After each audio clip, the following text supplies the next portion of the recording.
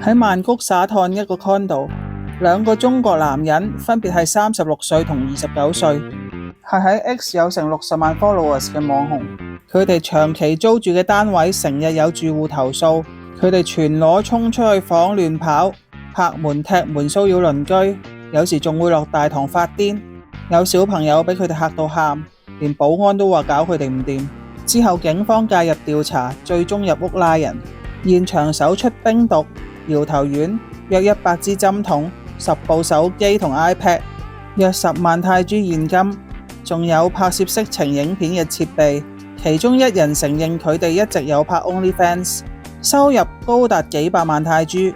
目前佢哋已經被控吸毒、持有毒品，其中一個人簽證過期，警方正調查相關色情內容有冇違法。